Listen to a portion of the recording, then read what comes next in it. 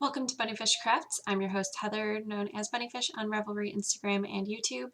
Today is Tuesday, the 15th of December, 2015. This is episode 150 something.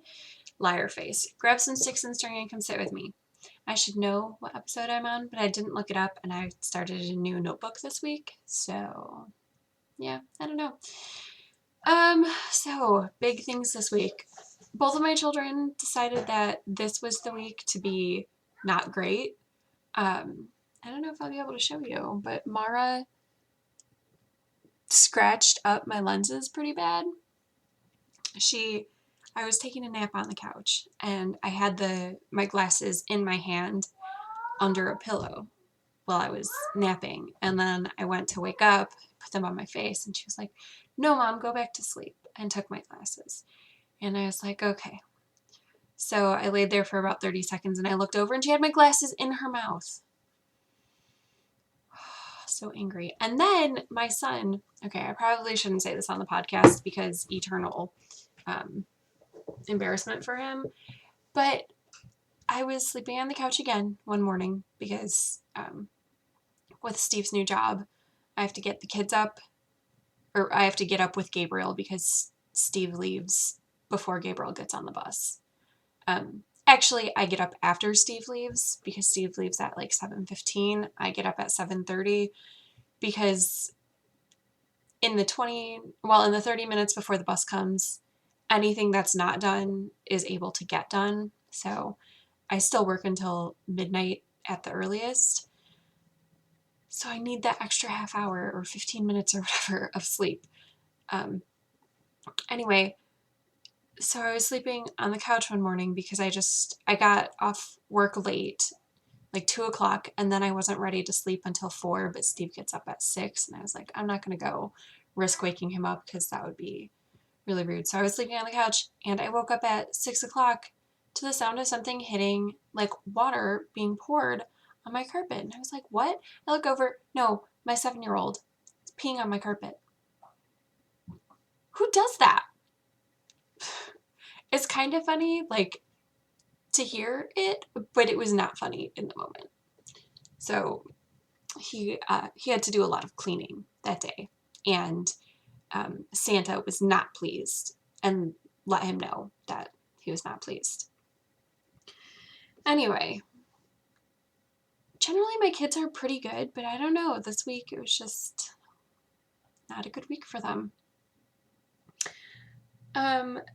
Let's talk about knitting, and some people asked about Steve's job, so I will explain the little bit that I know about it at the end of the podcast. Okay? The Finisher Frog craft along, I drew a winner last week, and it was Allison, but Allison said that she doesn't really pay attention to many ebooks, and asked if it would be okay if she just picked a couple patterns and then sort of passed on the winning to other people since we had so many participants.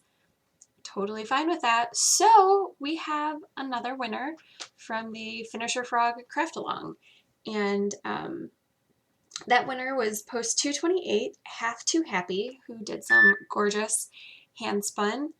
And Half Too Happy, I forgot to look up your real name, sorry. There's $17.50 left in that prize pool if you want to pick patterns or an ebook, or just get in touch with me when you hear that you won. The other craft along that's going on is the ending and mending, which I have been really, really horrible with. I'm sure that I'm going to be really, really good at it in the next several days because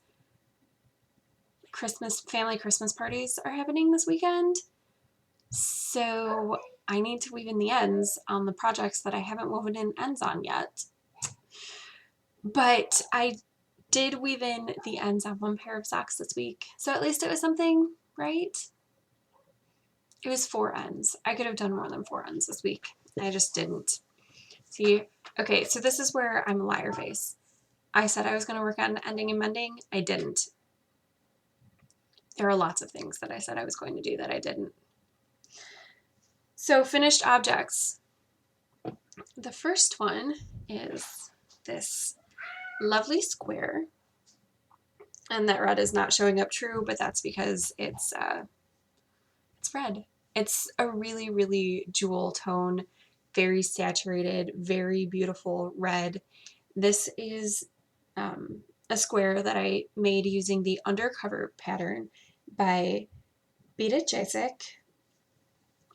This yarn is Leading Men Fiber Arts Dramaturg in the Poison Apple colorway, and it is so pretty, even blown out on the camera. It's really pretty. And it's blocked, and I will insert a picture so you can see the beautiful finishedness of it. I really, really enjoyed the pattern. It's very, very simple. It's a free pattern. The pattern is actually for a baby blanket using several skeins of fingering weight with strands held together to get like a DK weight. And it is a progressive, so you hold two strands, you hold strand A and B together, and then you hold two strands of B together, and then you hold B and C together, and then two strands of C, and then C and A, I think. So it's progressive color play. It's a really, really pretty blanket. And I might actually make that baby blanket someday for a tiny to be human because it is really, really pretty. And I did enjoy this stitch a lot. It was really, really easy to follow. I didn't need stitch markers except at the corners. Yeah, it's really easy to read the knitting in this chart. I think that's all I have to say about it. It was very straightforward, very, very nice. Okay, this is the second liar face moment. I said I was going to finish the Bella's mittens by today. I'm counting them as finished, even though they're not actually finished, but I'll explain in a moment. These are Bella's Mittens by Marielle Hinault, and they are using Lion brand Wool Ease Chunky in charcoal on US size 7, 4.5 millimeter. So this is where I was on both mittens last week. No thumbs. So both mittens have thumbs. But this one still has the ripcord because I'm making these for my best friend Becca, and she wanted convertible things so she could still, I don't know, access keys or whatever. Mostly she needs them because her college campus is a wind tunnel, and she needs her hands to not freeze. But she also needs to be able to access things in her backpack. So I did that. The way that I finish this off is, you can see, as if you were putting in an afterthought heel or something, I just put in waste yarn. And then I picked up the stitches on either side. And on the bottom side, I didn't knit anything else. I bound it off using a crochet hook to, I would put two stitches onto the crochet hook on the right. So I didn't really need a crochet hook, it just happened to be what I was using. And then use the left hand needle to lift the first stitch over the second stitch all the way across. So it's not stretchy. It's pretty inelastic, but it's not tight either. It's the perfect width across. But I didn't want it to gap. I didn't want to worry about that part stretching out at all. I wanted that to be flush against the hand. And then I picked up the stitches on the top portion, and I did 3 rows of 1x1 ribbing.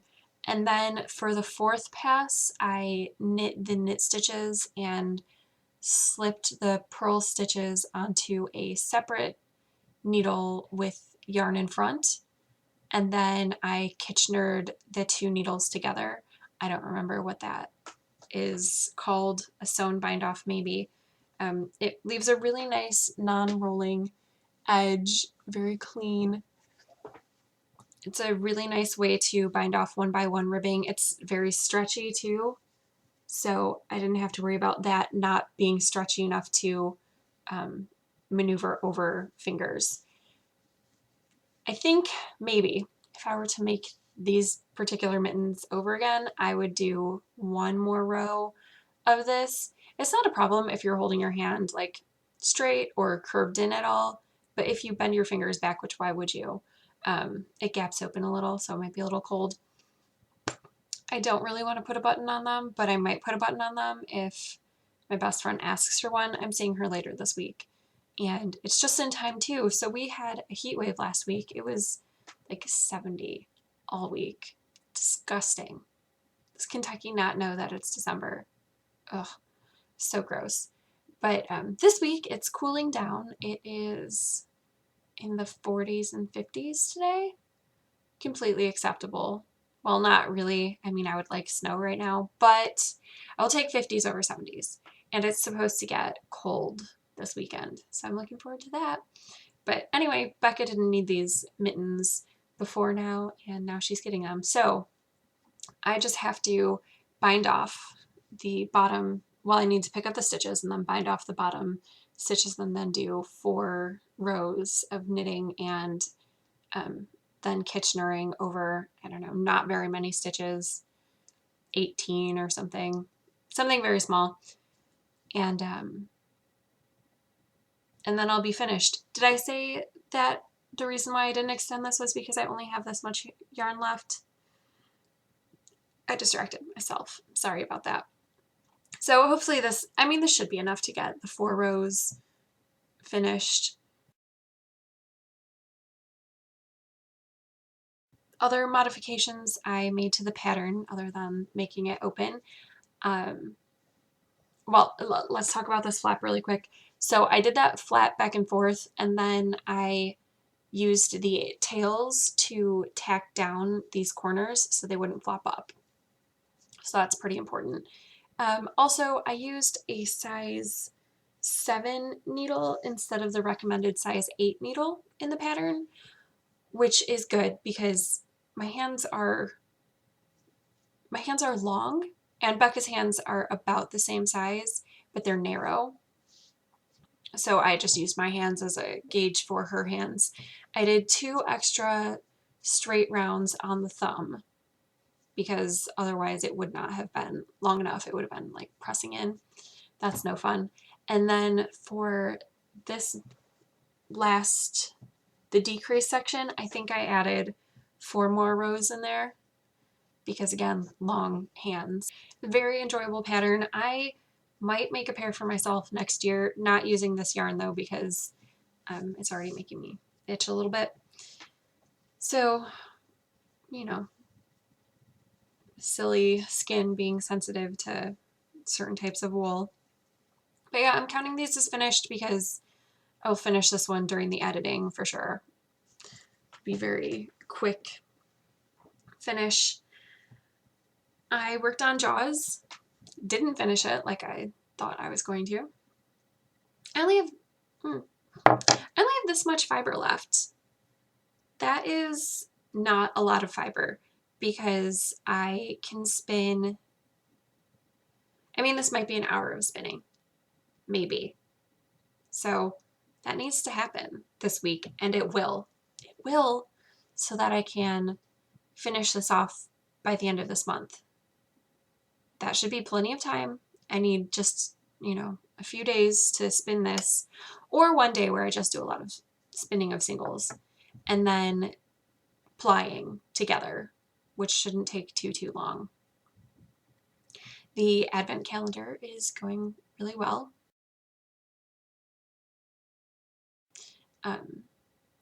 Gabriel enjoys getting the notes from Santa and reads them pretty much all by himself.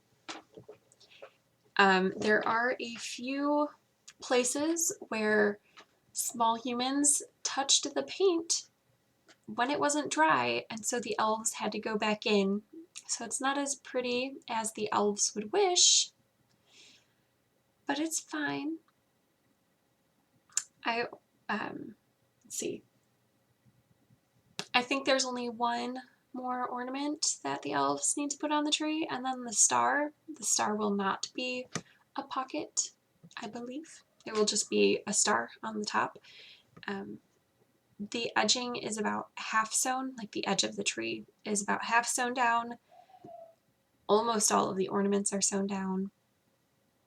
So yeah, the elves are making excellent progress on that advent calendar. And then, you remember how I said I wasn't going to start new things? Well, okay, so the first new thing I said I was going to start. So that's okay. So I'm going to show you. I started spinning this organic Pullworth from Leading Men Fiber Arts. And let's show you. So, oh, there you go. That's how thin I'm spinning it up on the spinning wheel. I am almost finished with the fiber, actually. So I started it, I don't know, Tuesday maybe, Wednesday, and I was spinning half an ounce every day. So Tuesday, wouldn't it be? I don't remember. I have less than half an ounce to go because I did a little more spinning last night. This is the colorway Eternal Kiss, and I did a lot of spinning this week. I think that I spun about 2 hours a day over, not like sit down and spin 2 hours, but like 2 hours over the whole course of the day, because one day I did do all of the spinning at once-ish. I watched 2 episodes of Outlander, which now I've seen the entire first season, and enjoyed it very, very much. But I watched the 2 episodes and finished up the spinning for my quota was half an ounce a day. So I did that during one day. So about 2 hours to spin half an ounce. Probably, I know a lot of people can spin a lot faster than that, but you know, I'm still figuring out the wheel. I'm spinning pretty thin. I'm really, really enjoying this. It's really, really nice to spin. It drafts beautifully. I split it into 8 strips, like lengthwise, and then, so this is 1/8 of the width of it, but then look how easily it drafts out. Well, now it's not going to because I'm on the camera and putting it on the spot. But it really does. It drafts out really, really easily. But it doesn't like drift out, so it doesn't fall apart and it doesn't get everywhere. I'm really, really enjoying this spin. So once the singles are done on that and I have to let that rest, then jaws. So probably a lot of jaws spinning tomorrow while those singles are resting. And then I started another project. I'm a crazy person, so let's just preface it by that. I started a blanket, which I would like to have finished by Sunday. And I'm going for about a queen-sized blanket. I'm a crazy person. So let me show you what I have. This is the beginning. It's not very big.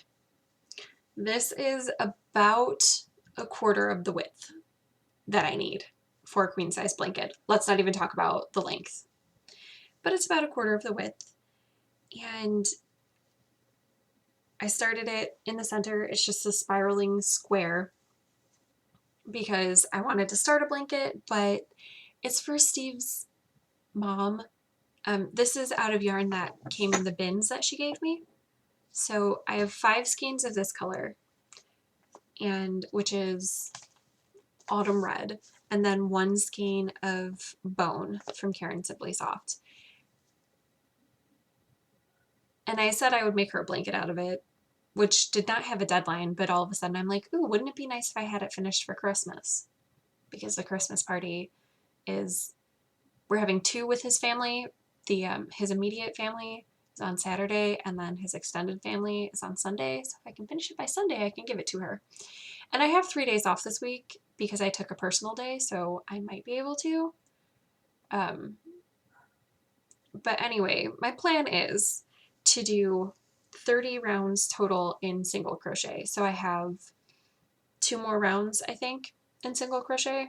that was 27, so this is 28. I'm on round 29, but this is the first side of round 29, so 2 rounds to go. And then I'm going to do 10 to 15 rounds in half double crochet, and then I'm still trying to decide if I want to do a section of double crochet or if I want to go back to single crochet so it can kind of stripe out. I don't know yet. Those are my plans so far. So when I get the square as wide as a queen size bed, then I'm going to add panels to the top and the bottom. Probably do a small-ish section of the bone in between the square and this panel above. And I don't know what stitch I'm using there. I'm going to make it up as I go. Who knows? But those are my thoughts right now. Just kind of winging it. I'm using a size J hook, which is 6.0 millimeters. And I may have been using a K hook for most of this. I don't know. I was working on it in my car, and then I dropped the hook, and I couldn't find it, and I couldn't remember if I was using a J hook or a K hook. I thought probably a K hook, but then I went to my hook stash, and I couldn't find a K hook at all anywhere in there, so it was probably a K hook that I was using. But I had 3 J hooks, so I grabbed one. Whatever, it'll be fine. It's just a blanket. She is not a crafter. She will not know the difference.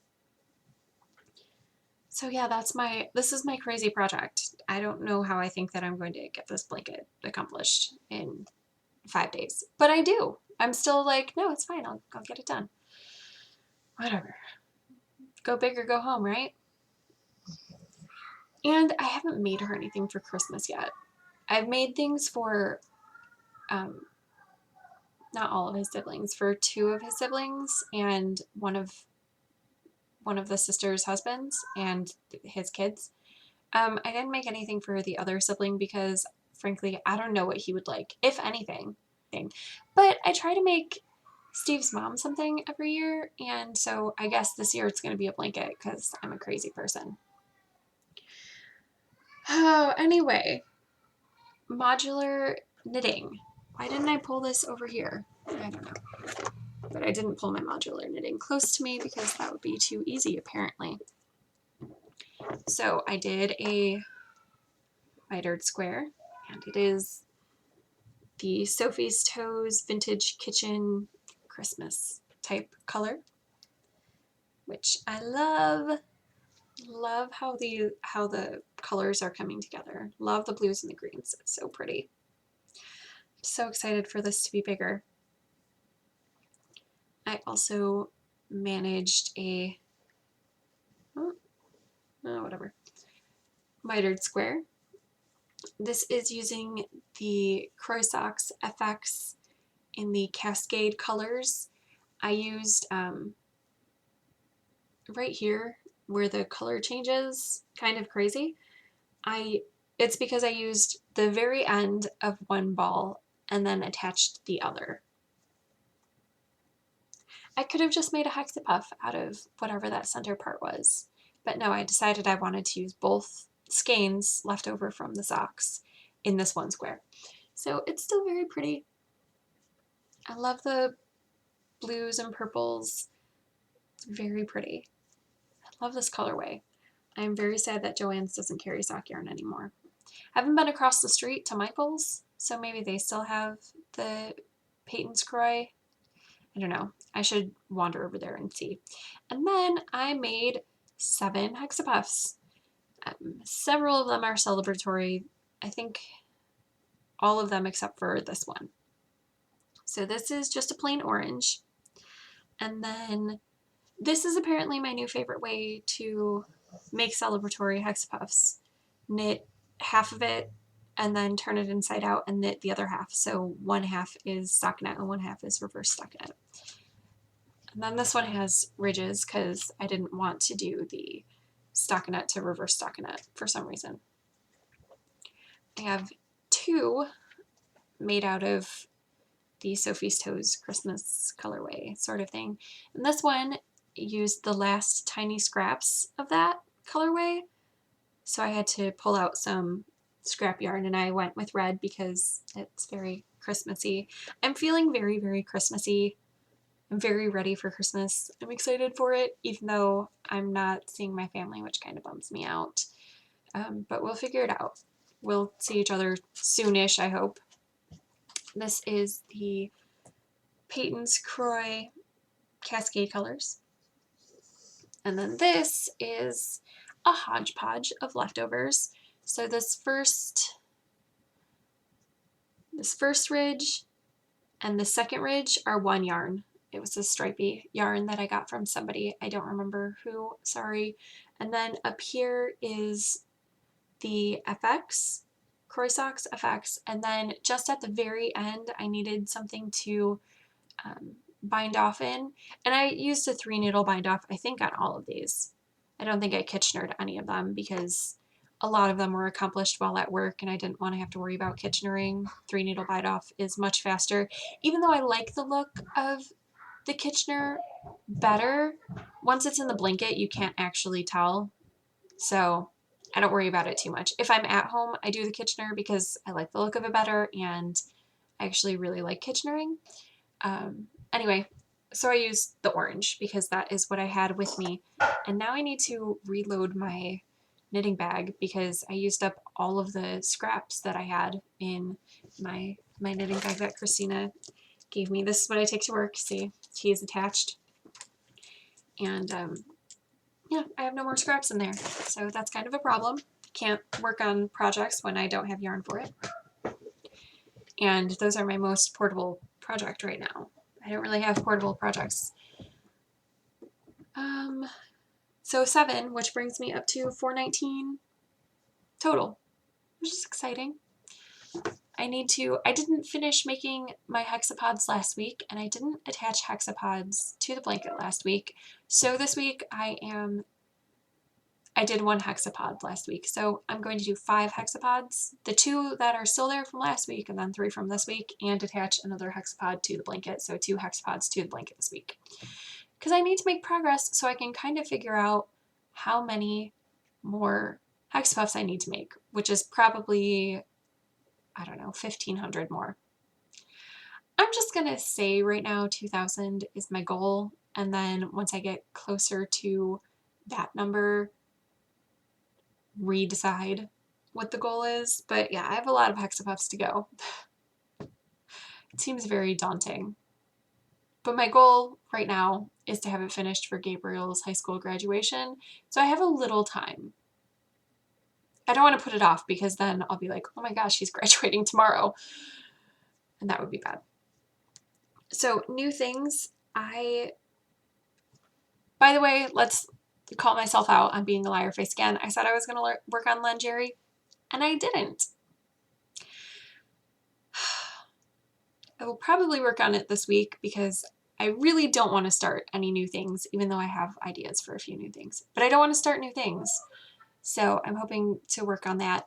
I think it will fly once I sit down and have any brain power, but I just don't have any. I'm hoping after 2 days off, like on my 3rd day off, I will have brain power and I will be able to work on it. I just don't want to pick it up because it's lace on both sides and I don't want to mess it up while I'm in a very spacey state right now. So new thing, Josh Ricks gave me his pattern Inspired, which is his Advent scarfy thingy this year, and being his internet girlfriend, I know what the finished piece looks like, and it's very, very pretty, but I'm not starting new things, so I'm not starting it. But I'm really excited about it, and I will probably make it in the future. I think it will be really, really cool to make for Gabriel in the future. I think he would like it a lot. And then what I am reading, I read some of Clockwork Angel, but then I had to go back to the library. So I'm, I don't know, a third of the way through it. Very much enjoying it now. And then I started reading 2 other books. Well, I'd started House of Leaves last week, I think, but I couldn't remember what it was called and I couldn't remember who it was by. So this is by Mark Z. Danielewski, and I'm not very far. I am not really sure what it's about, actually, but it's been recommended to me by 2 different people, and yeah, I'll work my way through it. The thing about this book is I need some brain power to read it, so I can't read it when I'm very, very tired, which means it's not before bed reading. I have to like remember to read it during the day, which is sometimes hard for me, which is why I'm not very far in it. But I will, I'll continue reading it. I'll probably have to give it back to the library and then recheck it out. I'm not liking it enough to buy my own copy at this point, so it's definitely going to be a library recheck out book. I think it's due back next week, and then it'll have to go back on hold. And then I also started, because I needed something I could read before bed, Layer of Dreams, which is a diviner's novel by Libba Bray. And I read the diviners a year ago, 2 years ago. I don't remember. It's kind of scary. I don't know why I decide to pick up scary-ish books for before bedtime reading, but it's kind of scary, but I'm enjoying it. I'm not very far. I'm only on page 23 because I started it 2 days ago. I read the first chapter the first night, and then I read just the very beginning of the next chapter last night. I'm sure I will enjoy it. I've enjoyed everything that I've read that Libba Bray has written. She's not one of my favorite authors, but I do enjoy her style, so I'm sure I will like it. So that's my normal content. If you're finished watching, I hope you made something fantastic with your sticks and string, and I will see you next week. And for anybody who's interested in Steve's job, I will tell you the very little that I know and understand about it. He explained it to me a little bit, but I don't know. He's a sales rep, again, for a company that handles shipping. The company is a go-between for businesses who need to ship things and shipping companies. So they negotiate contracts, I think, for shipping. I don't really know a whole lot. I do know that there is like a 3.5 month training period or something that when he was hired on, they said that because he had so much experience in sales, if he was able to do everything in a 6-week training period, that would be fine. Well, at the end of his first week of work, he was already finished with the tasks and stuff. And I don't know, a quiz. I guess they get like tests at the end of certain weeks, or maybe every week, but he had finished the test for week 7 by the end of his first week of work. So I don't know. That sounds like he's progressing really rapidly because it's 14 weeks of training. So maybe by the end of this week, he'll have finished the testing for, I don't know, week 10 or 14 or something. So hopefully he won't be in training for super, super long. And his boss, I guess, I don't know, someone higher up in the company, on day 2, Steve was on the phones, which isn't supposed to happen until week 2 or 3 or something. I don't know. It's not supposed to happen your first week, and definitely not your second day. But the Steve's direct overseer was like, "Oh no, he's fine." And so the guy over him, or 2 guys over him, I don't know, some guy in the office who's a big deal, sat in on Steve's phone calls, like had headset on and stuff, and sat there for an hour just listening to Steve. And he was like, "Oh, okay, well, I guess this is fine," after an hour. So Steve's doing really well, which is good. I don't know if he likes the job or not yet. We haven't talked about that, but it's still really new to be making that sort of decision. Yeah, I don't really know a lot about it. What I do know is that Steve leaves at about 7:15 in the morning and gets home at about 5:35, 5:45-ish in the afternoon, and then I go to work at 6. So we haven't had a lot of time to discuss how the job is going. Um, it's Monday through Friday, and then every other Saturday when you're in training, and then one Saturday a month when you're out of training. So we will eventually see each other on weekends. He had to work this Saturday, and I had to work this Saturday. And then I worked on Sunday. I worked on Sunday, and I went to knitting, which was actually kind of a disappointment because Lorraine showed up, but only for 2 minutes, and she only showed up because I asked her if I could borrow her Nitty Naughty, which the piece just fell off. Because I fully intend to finish this purple skein this week and maybe even Jaws. So I would like to, I'm borrowing that for 2 weeks and should be able to skein up both of those really nicely.